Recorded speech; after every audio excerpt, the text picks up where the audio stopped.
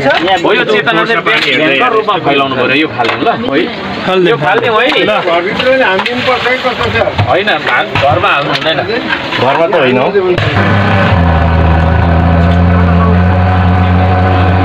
यसमा पनि होला नि किन यहाँ त छैन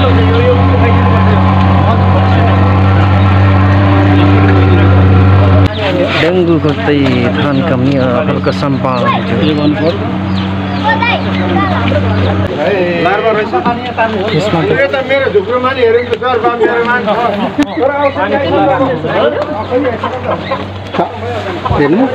यसमा पनि डेंगू नियन्त्रणको लागि उपमहानगरपालिकाले ल्याएको फगिङ मेसिन आज धरानको नमुना टोलबाट डेंगूको सर्च एन्ड डेस्ट्रोय अभियान सञ्चालन गरिने भएको छ।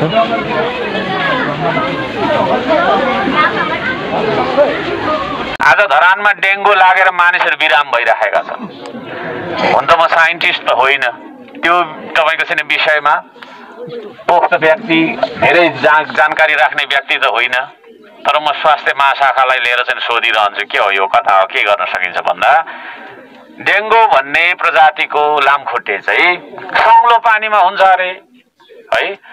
अब त्यो सङ्लो पानीमा हुन्छ भने त्यो सङ्लो पानी जमेकोहरूलाई चाहिँ मजाले चाहिँ नि हैन हामीले चाहिँ अब गमलामा जमेको होला हैन घरको आँगनमा जमेको होला, त्यसलाई चाहिँ हामीले के हो त भन्दाखेरि नष्ट गर्नुपर्ने स्थिति छ, त्यो पानीलाई फाल्नुपर्ने स्थिति छ। त्यसको लागि हामी सर्च एन्ड डिस्ट्रोय पनि आज हामी गर्छौँ। स्वास्थ्य शाखाका साथीहरू हुनुहुन्छ यहाँ हुनुहुन्छ है, र उहाँहरूबाट पनि केही कुराहरू हामी मैले बोलिसकेपछि उहाँहरूले पनि केही बोल्नु हुनेछ। त्यसले गर्दा अब स्वास्थ्य सम्बन्धी के कुरा हो त्यो चाहिँ उहाँबाट, त्यो डेंगू सम्बन्धी चाहिँ उहाँबाट अलिकति आउँदाखेरि चाहिँ सान्दर्भिक हुन्छ, प्रभावकारी पनि होला। र त्यो सर्च एन्ड डिस्ट्रोय पनि गर्छौँ, एकछिनमा हामी सबै लागेर गर्छौँ। र सम्पूर्ण मिडियाका साथीहरूलाई पनि यो ज्ञान चाहिँ धरानभरि मात्रै नभएर अब मिडिया त तपाईँको होइन, यसको त बोर्डर हुँदैन। त्यसले गर्दाखेरि हामीले गर्दै गरेको यो कुराको प्रचार प्रसार सुप्रसार चाहिँ मिडियाकर्मी साथीहरूले पनि गरिदिनु होला। यो धुवा फालेर मात्रै पनि समस्या समाधान हुँदैन, त्यसले चाहिँ मच्छर धपाउने मात्रै अरे भनेर सुन्यो। त्यही पनि धुवा फाल्ने औजार पनि ल्याएको छौँ, हामीले ल्याएको छौँ, त्यो पनि फाल्छौँ आज है। र यसरी हामीले चाहिँ नि काम एकछिन गर्नेछौँ। अहिले हाम्रो चाहिँ नि यो डेंगू प्रकोपबाट बच्नका लागि के गर्नुपर्दछ भन्ने कुरा चाहिँ हाम्रो उमेश जीले, हाम्रो चाहिँ नि स्वास्थ्य महाशाखा प्रमुखले यहाँहरूलाई सुनाउनु हुनेछ। धन्यवाद। धन्यवाद मेयर साहबलाई। हामीले आज डेंगू रोगको सर्च एन्ड डिस्ट्रोय अभियान, डेंगू रोग विरुद्धमा हामीले सर्च एन्ड डिस्ट्रोय अभियान अर्थात् खोज र नष्ट गर भन्ने अभियान हामीले सञ्चालन गर्न गइरहेका छौँ। हुन त यो अभियान गत वर्षहरूमा पनि चलेको थियो होइन, तर यस वर्ष चाहिँ नगर प्रमुखज्यूकै उपस्थितिमा आज हामीले सुरु गर्न गइरहेको छौँ। यो पछिल्लो उसमा के अरे यो सालको अस्ति पनि हामीले धरान उपमहानगरपालिका वडा नम्बर 15मा हामीले आडा लाइनमा हामीले सञ्चालन गरेका थियौँ। यस वर्ष हामीले धरान उपमहानगरपालिकाको वडा नम्बर 17 नमुना टोलमा हामी सञ्चालन गर्न गइरहेका छौँ। वास्तवमा डेंगू रोग अहिले धरान उपमहानगरपालिकाका लगभग सम्पूर्ण वार्डमा मतलब सङ्क्रमण फैलिसकेको अवस्था छ। र यस सङ्क्रमणको अवस्थामा हामी आत्तिहाल्नुपर्ने अहिले पनि केही छैन, किनभने यसको मृत्यु दर ज्यादै न्यून छ। सङ्क्रमण भइहाल्यो भने पनि क्रिटिकल अवस्थामा जाने भनेको 2-3% मात्रै हो। 2-3%लाई पनि 100% मान्यो भने त्यसको 1% मात्र मृत्यु हुन्छ। त्यसैले यो रोग त्यति जोखिम छैन, तर पनि यो सङ्क्रमण भइहाल्यो भने एकजना मात्रै दुःखद घटना कसै घरमा भने त्यो त उसको लागि 100% हो नि त। त्यसैले यो रोगबाट बच्नु नै एकदम प्रमुख तथा प्रभावकारी उपाय हो। र यो के अरे यो रोग भनेको एडिस एजिप्टाई नामको लामखुट्टेको मतलब यो भाइरसबाट सर्छ हैन। भाइरस 1, 2, 3, 4 हुन्छ हैन। यसलाई साथै भनेको एडिस एजिप्टाई नामको लामखुट्टे हो।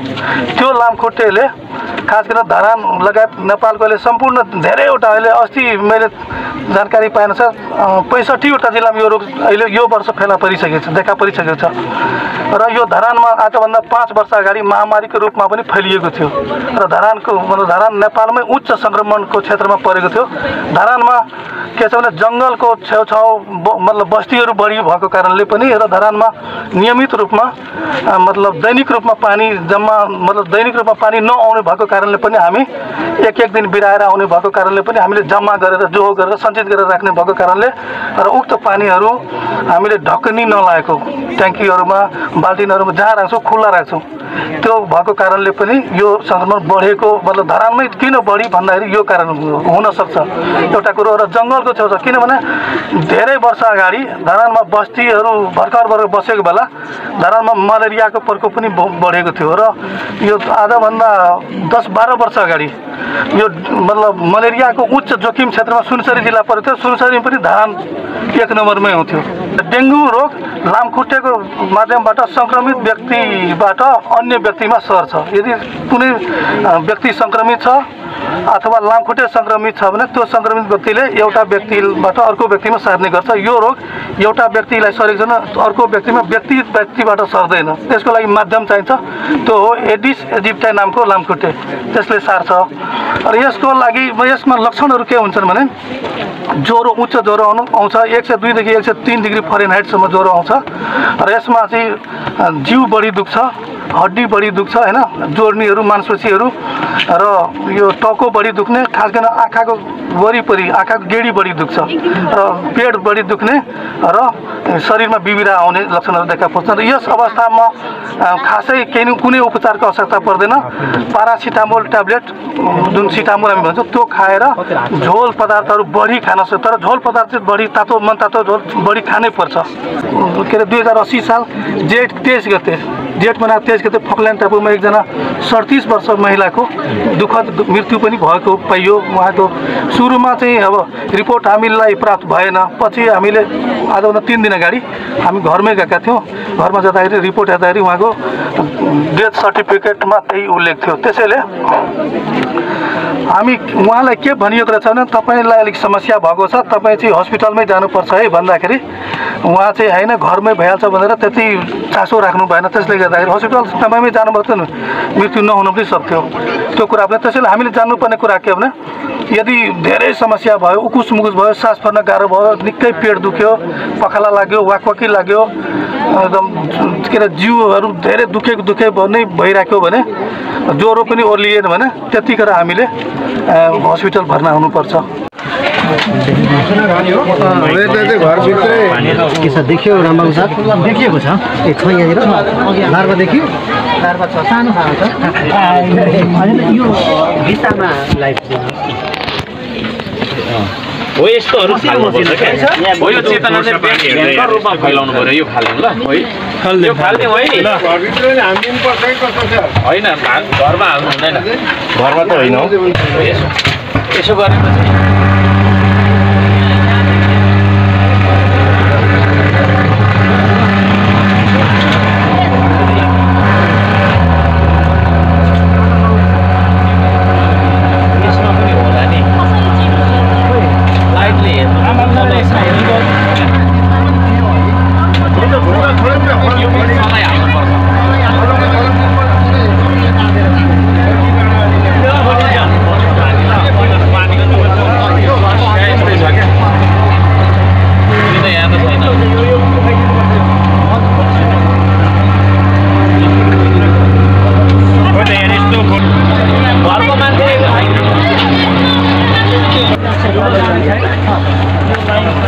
यो लाइन छ बाटोसम्म छ पानी छैन र सबै यहाँ छ बाटो, यहाँ बराबर छ, कुकुर छ, कुकुर बराबर छ, कुकुर भयो त एउटा बाटो खुला छ, बाटो छ, यता छ, यहाँबाट छ, यहाँबाट कुकुर रहेछ। डेङ्गुको चाहिँ धरान कमी हल्का सम्पादन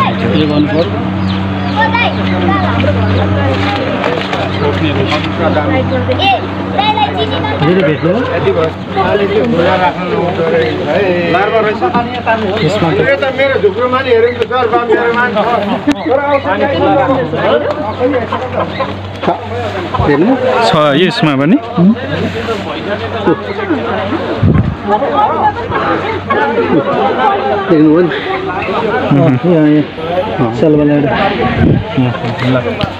होइन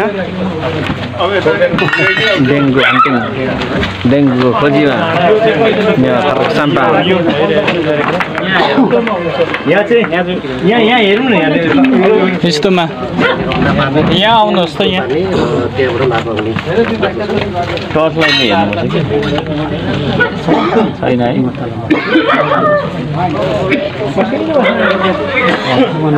यो डेङ्गु मस्जिदको लार्भालाई चेक गर्ने काम भइरहेको छ यो पानी जमेको ठाउँमा त्यसरी टर्च लाइट लगाएर हेऱ्यो भने चाहिँ लार्भा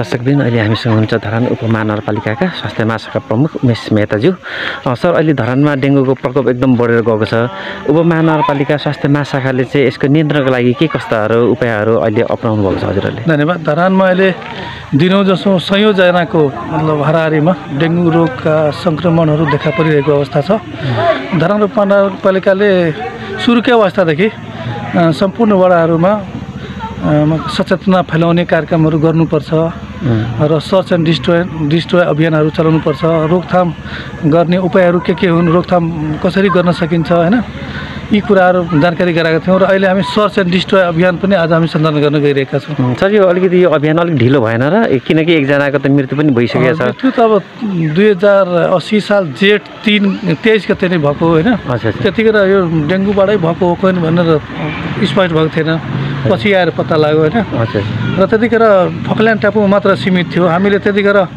सर्च एन्ड डिस्ट्रोय अभियानहरू चलाउनु पर्छ भनेर भनेका थियौँ होइन कतिपय ठाउँमा कार्यक्रमहरू सञ्चालन हुँदैछ अहिले चाहिँ व्यापक रूप लिएको छ अहिले सर्च एन्ड डिस्ट्रोय अभियान पनि 2 नम्बर वार्डले हिजो टोल विकास संस्थाहरू र सरकार वडासँग छलफल गरेको छन् आज 3 नम्बर वार्डले पनि गरेको छ र अन्य 16 नम्बर वार्डले पनि गरिरहेको अवस्था छ त्यसले गर्दाखेरि यो अभियान अब हामी आज पनि गर्न गइरहेका छौँ त्यसले गर्दा अब यो व्यापक रूप लिन्छ सर यो डेङ्गुको यो प्रकोप एक्कासी बढ्नुको कारण के होला सर धरान उपमहानगरपालिका आफै पनि जङ्गल छेउछाउमा जङ्गल बढी भएको ठाउँ हो होइन यसमा यहाँ अर्को कुरा लामखुट्टेको प्रकोप बढी छ होइन र पहिला पनि निकै वर्ष अगाडि पनि यहाँ मलेरियाको उच्च सम्भावना भएको क्षेत्र पनि थियो होइन त्यसले गर्दाखेरि यो मच्छरको वासस्थान भएको ठाउँ हो होइन लामखुट्टेको र यहाँ पानी दैनिक जसो नआउने भएको कारणले पनि पानी जम्मा गरेर राख्नुपर्ने बाध्यता भएको कारणले पानीमै यसको सफा पानीमा घरमै जमेको पानीहरूमा घर वरिपरि नै जमेको पानी कृत्रिम पानी मतलब भाँडाहरूमा यो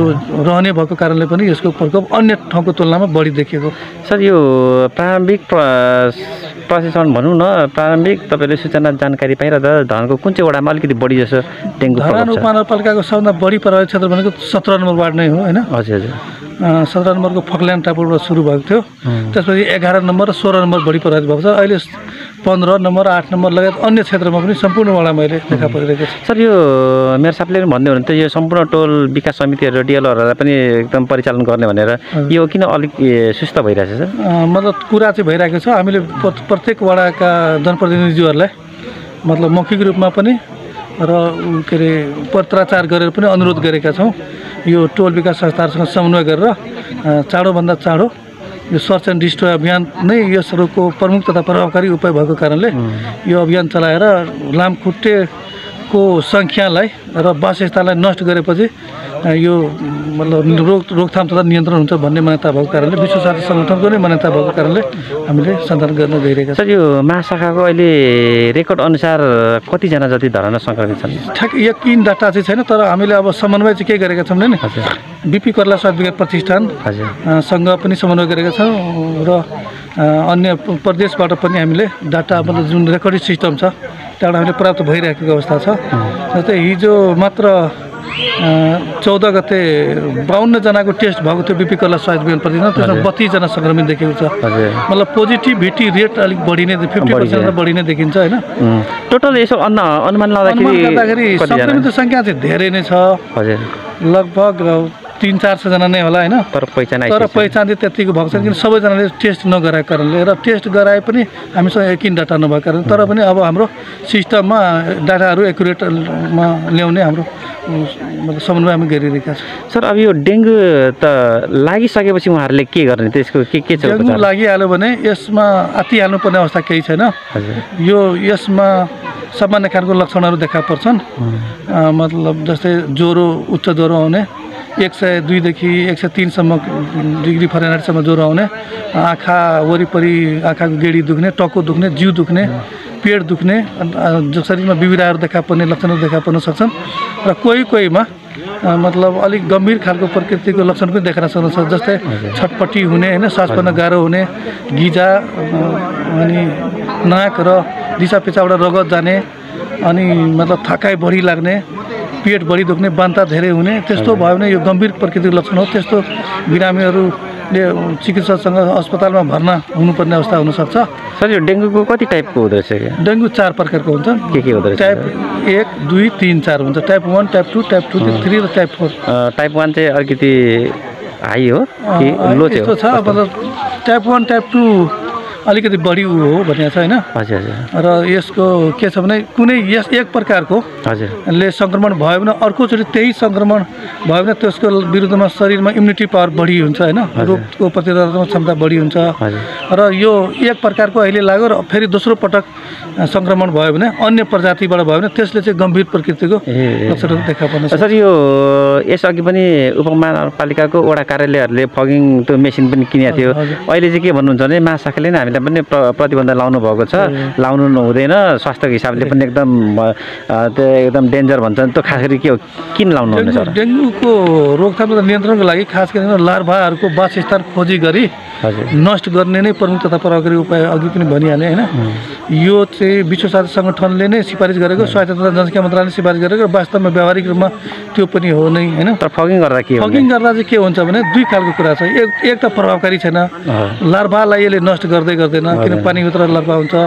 त्यसको लागि चाहिँ के गर्ने भने अब त्यसले लामखुट्टेलाई एकछिन बाहिर रोडको छेउछाउमा जहाँ जहाँ फगिङ गरिन्छ त्यहाँ मात्रै भगाउने हो कि त अब फगिङ गर्दा घरभित्रै गर्नु पर्यो, किन घरको कुना कप्चामा टेबुल मुनि कुर्सी मुनि लुकेर बसेको हुन्छ होइन, त्यो त मतलब फगिङबाट कुनै प्रभावित हुँदैन।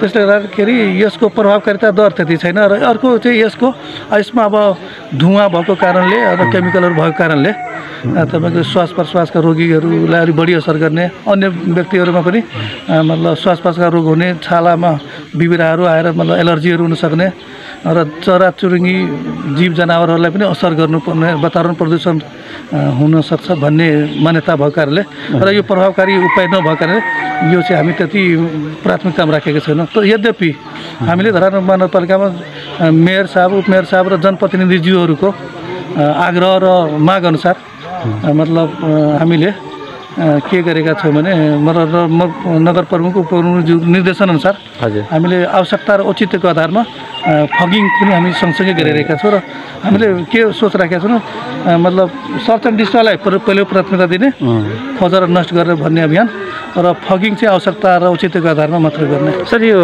जब उपमेयरज्यू नै डेङ्गुबाट सङ्क्रमित भइसकेपछि मात्र स्वास्थ्य महाशाखाले आजदेखि यो सर्च एन्ड डिस्ट्रय अभियान चालेको हो कि के हो?